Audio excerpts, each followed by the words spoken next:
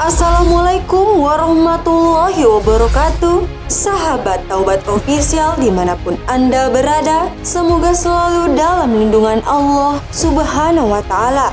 Sholat adalah salah satu dari 5 rukun Islam yang wajib dilakukan oleh umat muslim. Umat muslim dituntut untuk bisa khusyuk dalam mengerjakan sholat.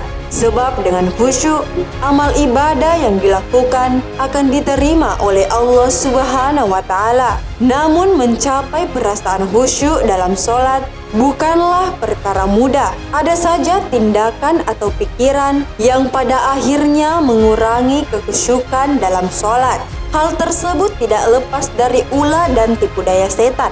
Ada 6 golongan orang yang sholatnya tidak khusyuk karena senantiasa bersama dengan setan.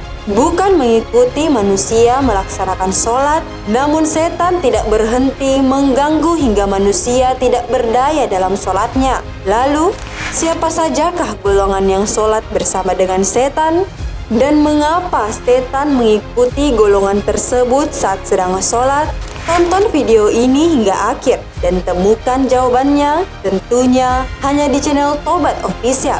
Tapi sebelum lanjut, jangan lupa like, comment, and subscribe, serta aktifkan lonceng notifikasi untuk mendukung channel ini agar tetap menyampaikan informasi Islam.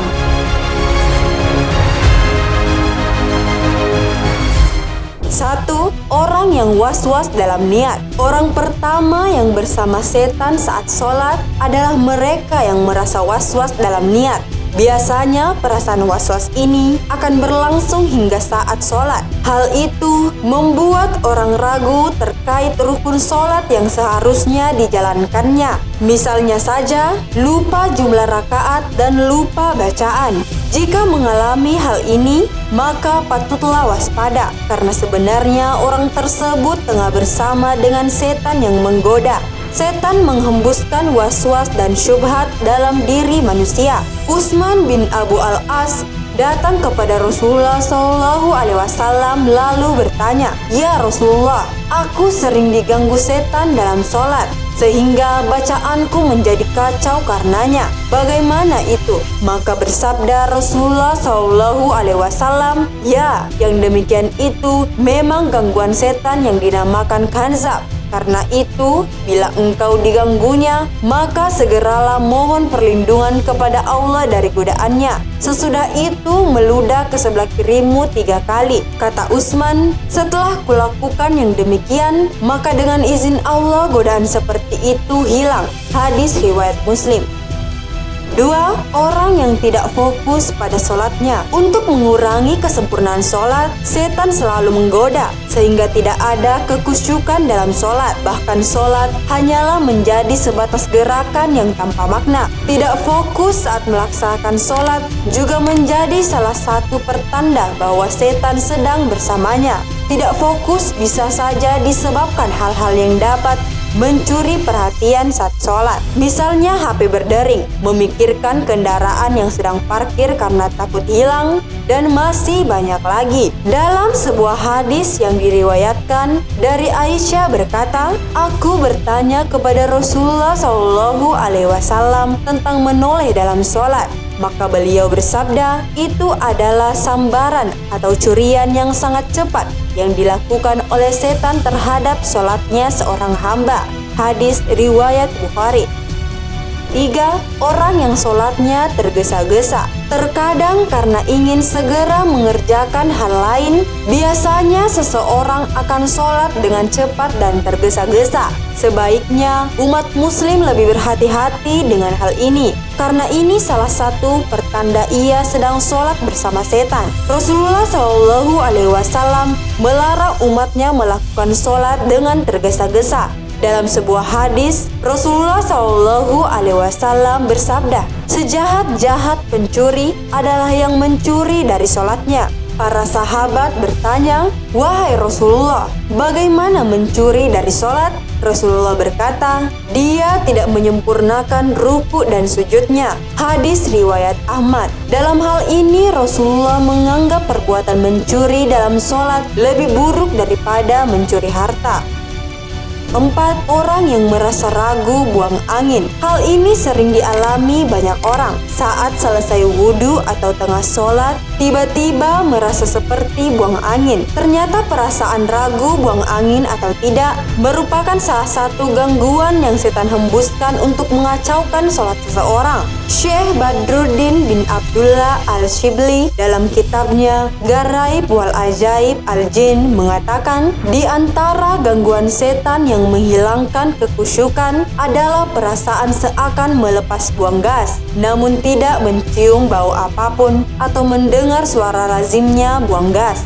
Rasulullah Shallallahu Alaihi Wasallam bersabda, jika salah seorang di antara kalian merasakan hal itu, maka janganlah membatalkan sholatnya hingga dia mendengar suaranya atau mencium baunya tanpa ragu. Hadis riwayat Ahmad.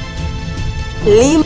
Wanita yang sholat ke masjid menggunakan wangi-wangian. Wanita yang ke masjid dengan menggunakan wewangian juga didekati oleh setan. Dengan aroma wangi tersebut, setan justru lebih mudah untuk membuat sholat orang di sekitar wanita tersebut menjadi tidak khusyuk.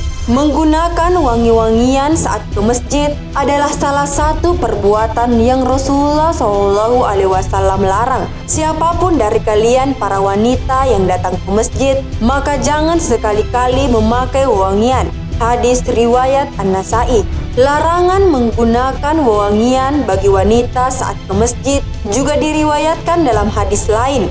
Abu Hurairah pernah berpapasan dengan seorang wanita yang memakai minyak wangi dan ingin pergi ke masjid.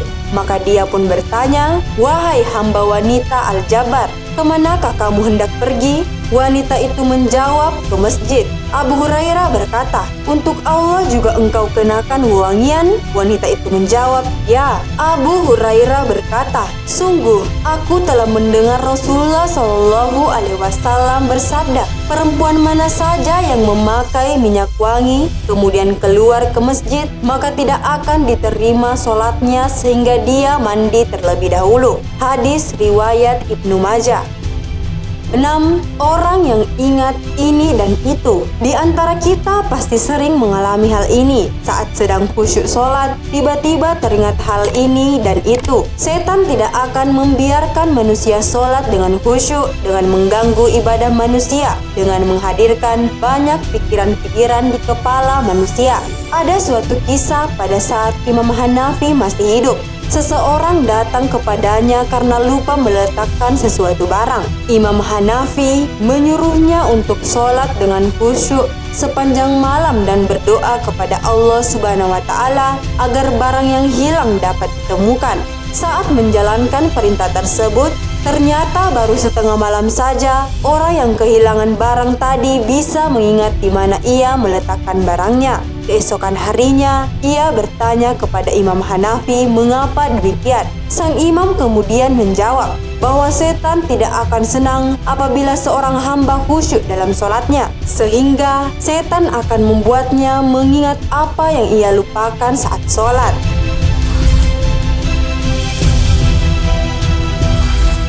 Nah, setelah mengetahui keenam golongan orang yang sholat bersama dengan setan, jangan sampai kita terus terpedaya. Maka, sudah saatnya kita perbaiki diri dalam melaksanakan sholat. Karena sholat itu amalan yang paling dulu dihisab. Dan hendaklah meminta perlindungan kepada Allah Subhanahu wa Ta'ala dari godaan setan yang terkutuk. Wallahu a'lam bishawab, karena kebenaran hanya datangnya dari Allah Subhanahu wa Ta'ala. Sahabat Taubat Official dimanapun Anda berada, al ilmu bila amalin kasyajari bila samarin. Ilmu tanpa pengamalan bagaikan pohon tak berbuah. Wassalamualaikum warahmatullahi wabarakatuh.